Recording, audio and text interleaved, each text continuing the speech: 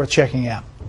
There are rumblings the Syrian opposition is getting money, manpower, and munitions from Libya.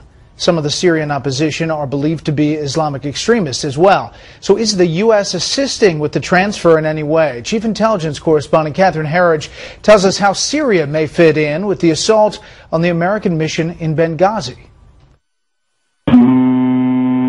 This mysterious Libyan ship and who has its dangerous cargo may be linked to the 9/11 terrorist attacks at the U.S. consulate in Benghazi.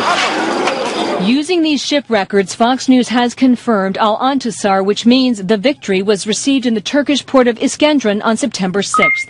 This is just 5 days before Ambassador Chris Stevens, Information Management Officer Sean Smith, and former Navy SEALs Tyrone Woods and Glenn Doherty were killed during an extended terrorist assault by 125 members of Islamist militias.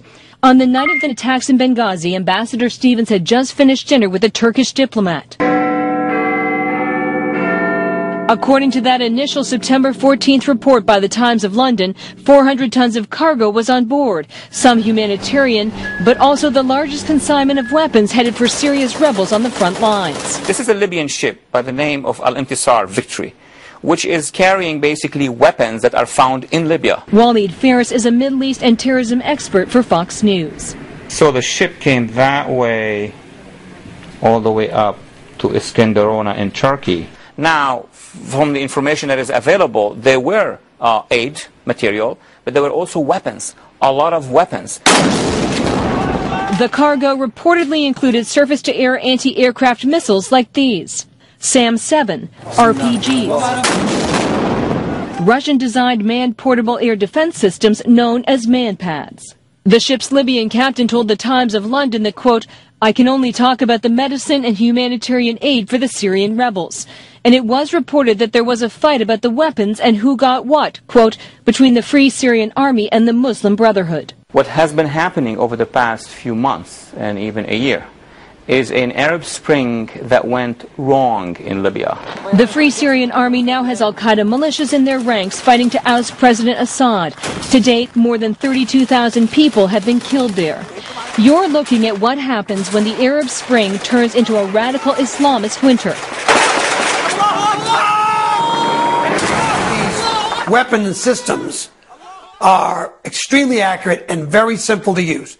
With a short amount of instruction, you've got somebody capable of taking down any aircraft anywhere in the world. And Muammar Gaddafi, the former Libyan dictator, owned more MANPADS than anyone else.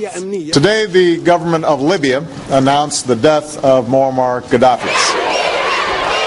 Quickly, the U.S. committed $40 million to help the new Libya find Gaddafi stockpiles. But in February, the Assistant Secretary of State for Political and Military Affairs, Andrew Shapiro, expressed concerns about missing MANPADS. This raises the question, how many are still missing? The frank answer is, we don't know and probably never will. Porter Goss is a former director of the CIA. Do you think we're going to find out that some of these weapons from Libya have made their way into Syria? Absolutely. I think there's no question that there's a lot of networking going on, and well, of course we know it. And at last week's hearing before the House Government Oversight Committee, there was testimony about the threat from loose weapons. The figures that we were provided were fluid, but the rough approximation was between 10 and 20,000.